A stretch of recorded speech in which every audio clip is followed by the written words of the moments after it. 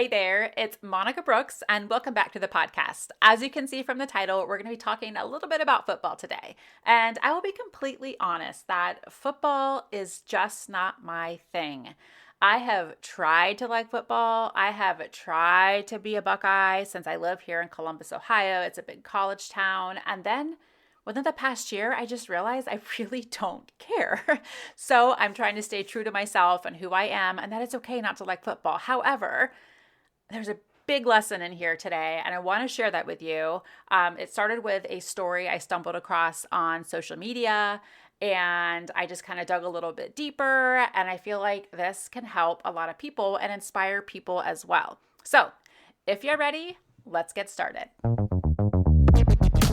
Hey there, friend. Welcome or welcome back. I'm Monica Brooks, a multi-passionate entrepreneur who at times still has no idea what I'm doing with my life, but I choose to show up and keep going each and every day. I'm a former corporate girl who thrives on leadership, improving my life, and I love talking with people. On this podcast, you'll hear stories from people who will inspire you and challenge you to grow in ways that may feel a little uncomfortable. Whether it's by starting your own business, learning how to fail and fail fast, growing within a company, or maybe even showing a little bit of grit in life, you'll hear from an array of people that will leave you inspired and encouraged. Out of all the podcasts that are available, I'm glad you chose to listen to this episode today. Let's get started. So when I say that I ran across a story on Instagram, if you're not familiar with Instagram, they have what they call stories where you can post something and it lasts for about 24 hours. This wasn't an actual news article. And so this person I follow closely, week after week, they kept posting about App State's football wins. And I was like, wow, they've had a really great season. And they responded like, yes, and he's a second string quarterback. And that caused me to pause for a second. I mean, this happens a lot, right? Like in football, people get injured and you have to have the next person ready to step in. But here's the thing. As a second string quarterback, in this case, Joey Aguilar with Appalachian State and North Carolina, he had to be ready with 0 to no notice. Like imagine knowing you were fit for a position and you didn't get it. Not only that, you have to sit and watch the other person do a job that you could be doing as well and be really good at it. And not only be physically ready, but mentally ready. So imagine Joey's mindset, each game, what he has to think like. It's a possibility I may play today. And it may not happen. It probably didn't happen in other occasions. But to be ready to step in at any moment, physically and mentally, and to lead a team, hats off to all of the backup quarterbacks, all of the backup positions, all of the leaders that are in some type of succession plan as well. You have to be working on yourself. You don't have time to sit around and feel sorry for yourself.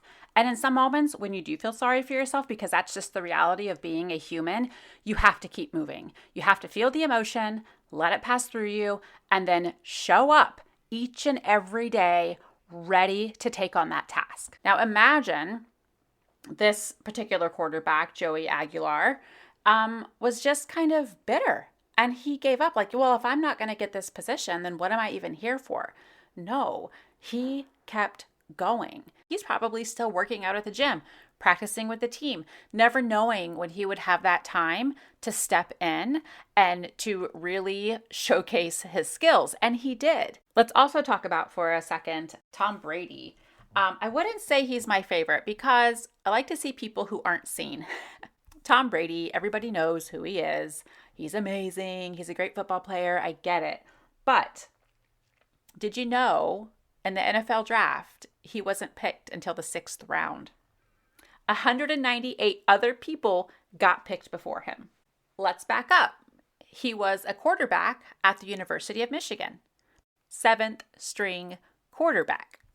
Let's back up even more to his high school career, where he was the 3rd string quarterback on a really poor performing team. Do you see where I'm going with this? It is so easy to get discouraged in life when we don't get that opportunity. Maybe it was a position within your job that you applied for. You know you have the skill. That does not mean that you aren't good enough. Look at the skill these players like Joey Aguilar, Tom Brady. I know there's a lot more out there of second string quarterbacks or even third string, whatever it may be. But having the opportunity to rise to the occasion and to show up, they could not stop training for greatness. I want to switch gears here for a minute, but still in that same vein of pursuing your passion and believing in yourself.